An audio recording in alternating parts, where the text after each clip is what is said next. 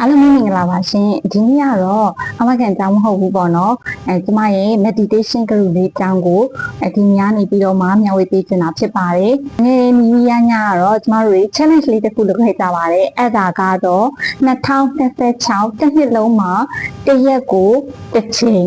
တရားမပြတ်မကွက်ထိုင်တဲ့ challenge လေးပဲဖြစ်ပါတယ်။အဲ့ဒီ meditation challenge လေးမှာဆိုလို့ရှိရင်တရားအားမထုတ်ဘူးတဲ့သူတွေလည်းလာပြီးတော့မှ join တာကိုဝမ်းသာအားရနဲ့ကြိုဆိုလက်ခံရရှိပါတယ်ရှင်။သူတို့တွေကိုတော့ကျမကတရားထိုင်နည်းလေးကိုမျှဝေပေးပါတယ်။အခြေခံပေါ့နော်။ဒီမှာတရားပြတာတော့မဟုတ်ပေမဲ့လည်းအခြေခံတရားပြနည်းလေးကိုမျှဝေပေးချင်ပါတယ်။ဒါမှလည်းဝိပဿနာတရားအားထုတ်တဲ့အချိန်မှာကြာလို့ရှိရင်ဒီအခြေခံလေးတွေက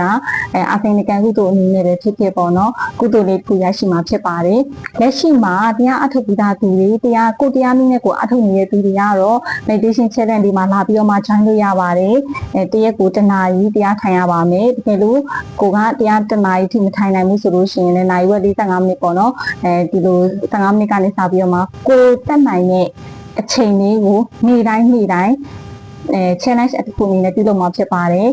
Facebook မှာ post တင်လို့လည်းရတယ်တချို့ကကြလည်း Facebook မှာ post မတင်ချင်ဘူးပေါ့နော်ဒါပေမဲ့အဲ့ဒါဆိုလို့ရှိရင်လည်းကိုတိုင်းစာအုပ်လေးမှာ note လေးနဲ့မှတ်ထားပြီးလို့ရပါတယ်ရှင်ဒီရဲ့ challenge ကလေးကိုတော့ဒီမှာကိုအောင်ဒုက္ခဓမ္မရေးတာကိုပို့ဆောင်ပေးတဲ့ဆရာတော်ဝင်းအောင်လေးစပြီးတော့မှပြုလုပ်တာဖြစ်ပါတယ်သူ့ရဲ့သင်တန်းသားတွေသူစီမှာ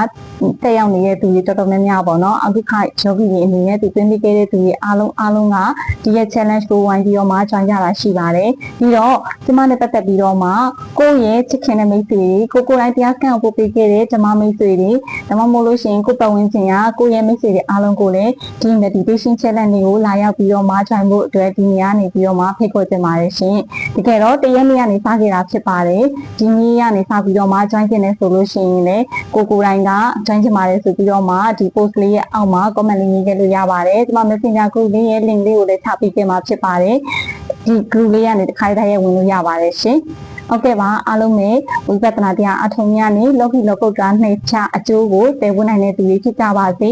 ဒီဘဝဒီခန္ဓာမှာပဲနိဗ္ဗာန်ကိုမျက်မှောက်ပြုနိုင်ပါစေလို့ဆုမွန်ကောင်းတောင်းလိုက်ရပါတယ်ရှင်ကျေးဇူးတင်ပါတယ်ဒီမှာကတော့နန္ဒီပပဖြစ်ပါတယ်ရှင်